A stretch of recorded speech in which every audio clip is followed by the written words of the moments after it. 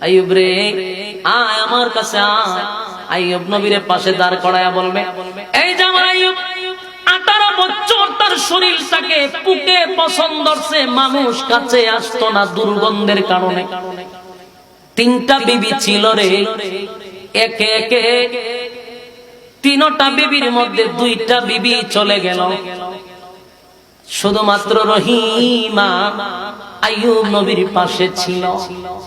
বাকি কয়জন বিবি পালাইছে? 2 জন বিবি পালাইছে। কেন জানেন? দাঁড়ে আসলে পরে প্রচন্ড দুর্গন্ধ করে, মানুষ কাছে থাকতে পারে না। তাই আইয়ুব নবীর ছেড়ে 2টা বউ চলে গেল, কিন্তু রহিমা যায় না। আইয়ুব নবী বলে, রহিমা তুমি কেন রইলা? তুমিও চলে যাও, তুমিও চলে যাও। আমার কাছে কেউ আসতে চায় না গো রহিমা। সারাটা গ্রামের মানুষ নাকে রুমাল দিয়ে আসে, দুর্গন্ধে এলাকার মানুষ আমার সহ্য করতে পারে না, কেউ আমার পাশে থাকে না। শরীর থেকে কিরা এইভাবে এরকম করতেছিল, কিরা পুকে। কেউ আসলেই তো মুখে নাকে রুমাল দিয়া দাঁড়াইত। আল্লাহর পয়গম্বর আইয়ুব বলেন, প্রাণের বিবি হে, তুমি আমার কাছ থেকে চলে যাও, এমন একটা মানুষের সাথে তাইকা তোমার জীবনটারে ধ্বংস কইরো না। রহিমা উত্তর দিছে, প্রাণের স্বামী গো, সুখের সময় তো আপনার কাছেই ছিলাম, আপনি ছিলেন দেশের বাদশা, আমি ছিলাম দেশের রানী। দুঃখের সময় সুখের সময় আপনার পাশে ছিল, এখন আপনার পাশে কেউ নাই, দেশের কোন জনগণ নাই, কেউ তো আপনার পাশে দাঁড়ায় না। আপনার শরীরের দুর্গন্ধের কারণে আপনার পাশে কেউ আসে না। কত বন্ধু ছিল আপনার, দেশের বাদশার আশেপাশে কত লোক থাকতো, আজকে কেউ নাই, কেউ নাই, কেউ না। এমনকি সব সম্পত্তি আল্লাহ ধ্বংস করে দিছে। বড় বড় উটের পাল ছিল, সবগুলার আগুন দিয়া জ্বালায়া দিছে।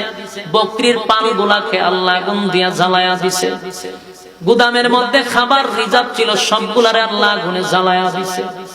আইয়ুব নবীর 7টা ছেলে ছিল, 7টা ছেলেকে আল্লাহ দুনিয়া থেকে সরাই দিছে, মানে কেউ নাই, সব শেষ, সব শেষ।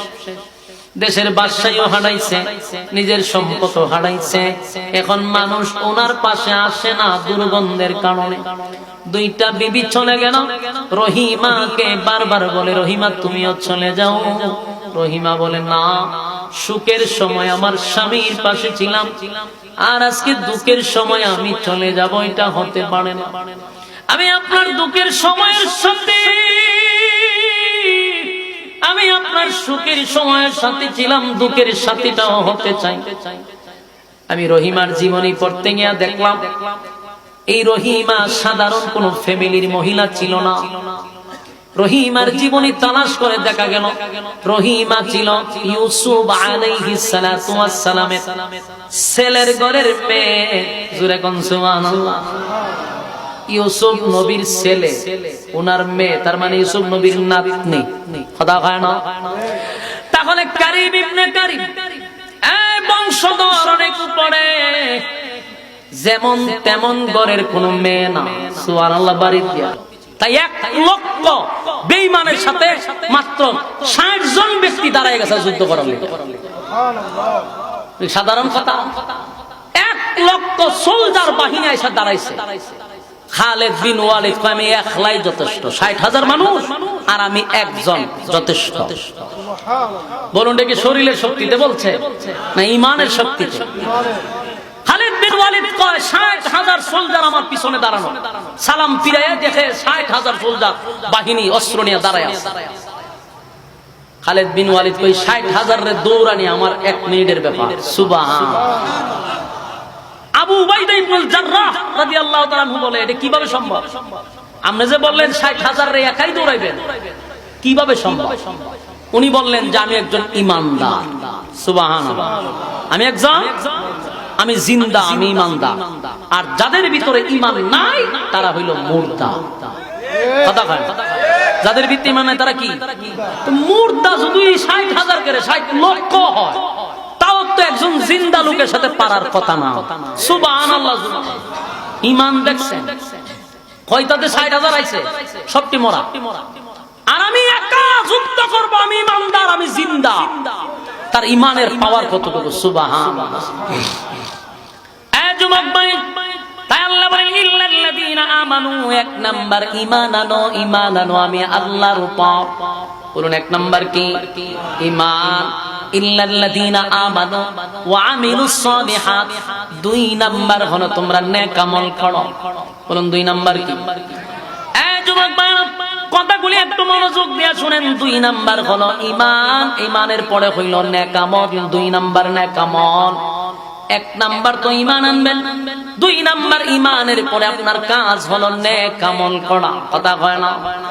দুই নাম্বার হলো নেক আমল করা। এই যে মাহফিলে বসছেন, আরামের ঘুম হারাম করে নরমাল বিছানাতে আপনি বসে গেছেন, এটা হলো দুই নাম্বার কাজ, এটা হলো নেক আমল।